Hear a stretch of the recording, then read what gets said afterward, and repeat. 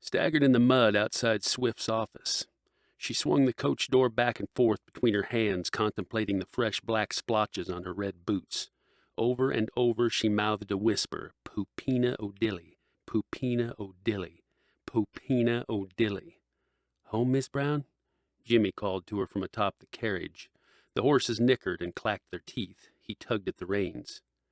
He abandoned his child. She said this to herself as much a statement as a question. Just as her mind steadied on one horrifying revelation, another abruptly beat down the door to take its place. Woman out of wedlock. What didn't he do? Shall we, Miss Brown? Abeona closed the door and walked off. Miss Brown? Go home. She waved the driver away, untied her bonnet and wiped her face. Eyes had dried and now they itched. The comfortable morning warmth folded under August's hot, wet blanket of thick air and cicada drone. What was it her father used to say? The world don't stop for you. The gentle sound of secondary rain dripping lazily from bush and tree mingled in the rhythm between her footsteps. It was good not to think for a while, but as soon as Abeona realized she wasn't thinking about the morning's events, the barrage began anew. She dizzied and clenched her fists. Stopped at the top of the hill on the edge of town. Sunshine broke through the haze. The deep green valley winked with liquid silver so bright to blind a greedy eye. On the other side, the roof and walls of her home stood as they always had. Her mood lightened for a moment. It was a vision of familiarity, stability. Or it had been.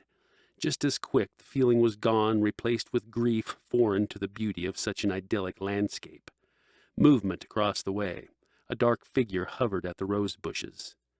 Daddy? Abeona whispered in measured optimism. She descended the hill, slipping over the slickened loam. She came up the next rise, chirping sickly and fighting for the words bubbling inside. Mama's tea roses coming in so nice. Uncle George spoke over his shoulder as he pruned. Ain't they? Abeona squeezed him tight. It's awful. Absolutely awful.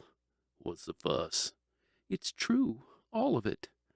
Uncle George spoke low as he hugged her so only Abeona could hear. Bible says the angel of the Lord stood up that water for whosoever become afflicted, and come upon the water was to be made well again. Amen.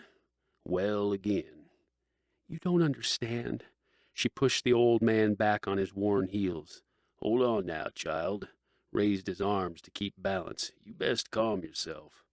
A warm gust bathed them in floral perfume, their conversation belied by the surrounding sweetness.